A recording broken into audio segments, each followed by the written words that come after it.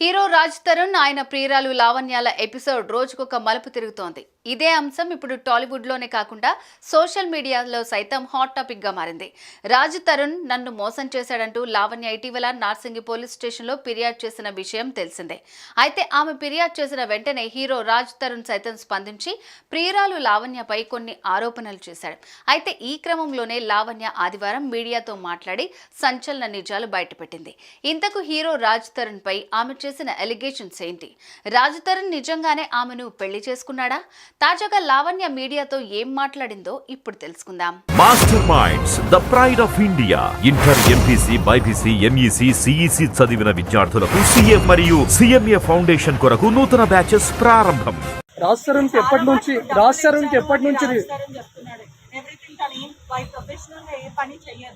Just నేను చాలా డబ్బులు వరకు ఖర్చు పెట్టాను. షీఈ్ మనీ మైండెడ్ అని. ఇప్పుడు అబ్బాయి బయటికి వెళ్ళి పని చేస్తే అమ్మాయి ఇంట్లో నేను చేయాల్సిన దానికంటే ఎక్కువ గొడ్డు చాకరీ చేశాను.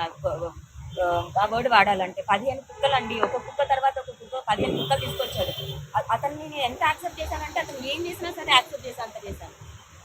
లావణ్య, ఒకటి, రాజ్ తరుణ్ కి ఎప్పటి నుంచి ఈ కో యాక్ట్రెస్ తో కానీ లేకపోతే బయట అమ్మాయిలతో ఎఫ్ఐఆర్ ఉంది? ఈ మధ్య కాలంలోనే మీరు గమనించారా? లేకపోతే జరిగాక నా లైఫ్ రోడ్డుని పడ్డాక నేను ఏది దాచుకోదలుచుకోలేదు.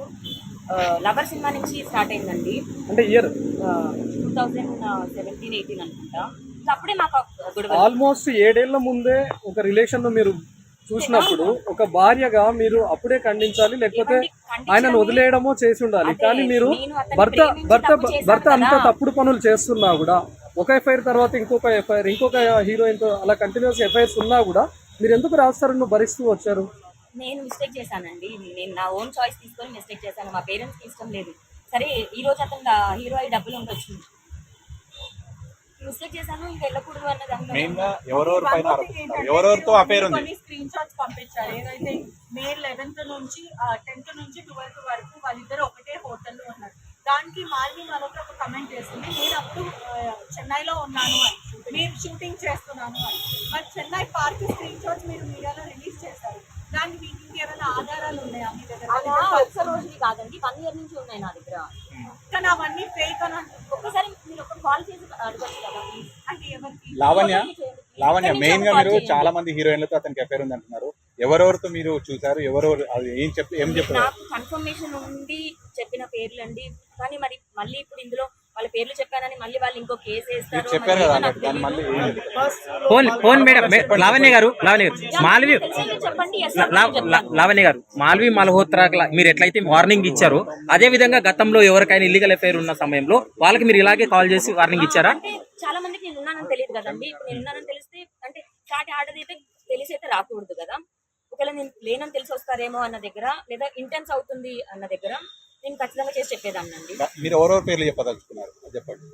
లవర్ విధి అని చెప్పానండి. అండ్ ఆ అమ్మాయికి నేను చెప్పాను వద్దు అని. She stop.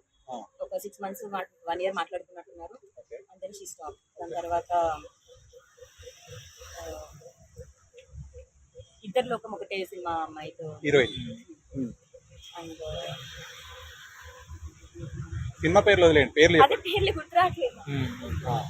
సరే, ఇప్పుడు మీరు వార్నింగ్ ఇచ్చిన తర్వాత వాళ్ళు స్టాప్ అయ్యారా? వాళ్ళందరూ స్టాప్ అయ్యారు. And she's the only one నాకు రిటర్న్ ఛాలెంజ్ చేసి జైలుకి పంపిస్తాను అని అనింది, దూరం చేస్తాను అనింది. ఆ 2 జరిగాయి, చంపుతాను అని కూడా అనింది. నాకు ముందు అదే, నాకు భయం వేసి వస్తున్నానండి. నాకు నిజంగా హెల్ప్ లేదు. అసలు రాజ్ క్యారెక్టర్ ఏంటి? కేవలం తనతో నటించే సినిమాల్లో ఉండే హీరోయిన్స్ తో మాత్రమే ఎఫ్ఐఆర్ కంటిన్యూ చేస్తాడా?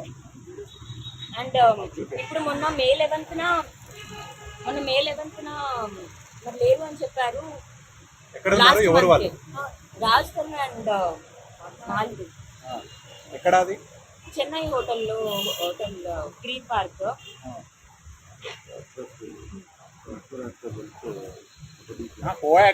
సినిమా అయిపోయి ఇప్పుడు ప్రమోషన్స్ అన్నది ఇప్పుడు స్టార్ట్ అయింది.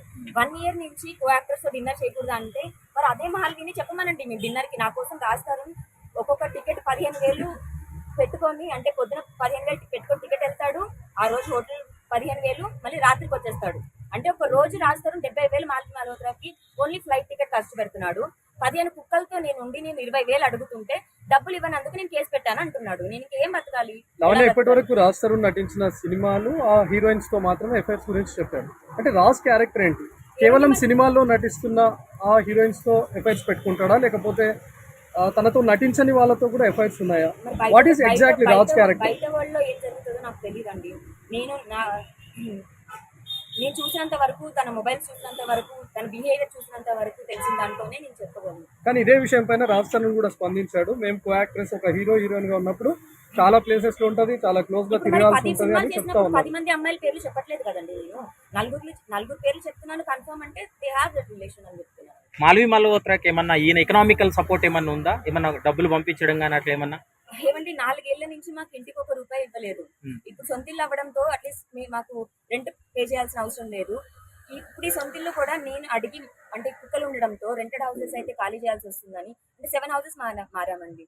ఓన్ హౌస్ ఉంటే బాగుంటుందని నా కళ అది.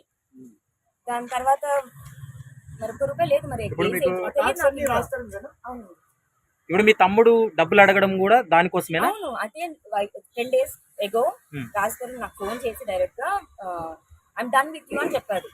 I'm blocking you, I'm done with you అని. 2 months లో వస్తానని అన్నవాడివి బ్లాక్ ఏంటి అని అడుగుతుంటూ, ఇప్పుడు ఏం కావాలన్నా నీకు మీ తమ్ముడితో ఫోన్ చేయించు అని అతనే అన్నాడు. మా తమ్ముడు కాల్ చేస్తే రాజ్ తరుణ్ ఒకటే చెప్తున్నాడు, 2017 నుంచి మీ నుంచి దూరం అయ్యానని చెప్తున్నాడా, లేకపోతే మీరు ఈ మధ్యలో దూరం అయ్యాడా? ఏమండి 2017 తన ఎప్పుడైతే అఫేర్స్ అన్నది స్టార్ట్ చేశాడో మనసు ఇంకా నాది చచ్చిపోతుంది కదా. బట్ బాధ్యతలు నేను వదలలేదు. గొడవలు అవుతున్నా ఉన్నాము అంతే. దూరం అంటే ఇంకేం దూరం అండి. మీరు చెప్పినట్టు 3rd month నుంచే తెలుసు. అండ్ 10 సంవత్సరాల నుంచి మేము ప్రతి వినాయక చవితికి అలాగే కూర్చుంటాము. 2 families. ఇంకో ఇంపార్టెంట్ ఇష్యూ ఏంటంటే రాజ్ తరుణ్ కాంప్రమైజ్ చేసే ప్రయత్నం చేశారా మీరు? ఏమండి హర్యానాతో మాట్లాడేవాడు.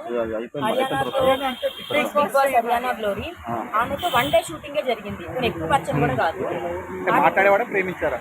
మరి వాళ్ళకి ఏం జరిగిందో తెలియదు. బట్ ఆ టైంలో నాకు అప్పుడే డీజేయింగ్ అంటే కొంచెం ఇంట్రెస్ట్ ఉంది. నేను డీజేయింగ్ నేర్చుకోవడానికి వెళ్ళాను గోవా 3 months కోర్స్కి.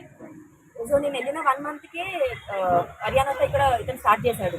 సో రాజరవీంద్ర నాకు కాల్ చేసి, నీకు ఎందుకు ఇప్పుడు లైఫ్లో ఇది చూసుకోవాలి, నీకు హస్బెండ్ ఉన్నాడు, అతన్ని చూసుకుంటే నీకు సరిపోదా, if you don't come now నీ ఇష్టం నువ్వు చేజారిపోతావు అని అంటే అప్పటికప్పుడు లగేజ్ ప్యాక్ చేసుకొని వచ్చాను మళ్ళీ నేను.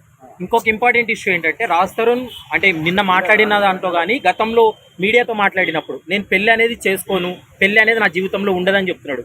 మీరు లవ్లో ఉన్నప్పుడు కానీ రిలేషన్లో ఉన్నప్పుడు కానీ పెళ్లి అనేటువంటి మాట ఎక్కడ కూడా లేదని చెప్తున్నాడు. అది వాస్తవమా?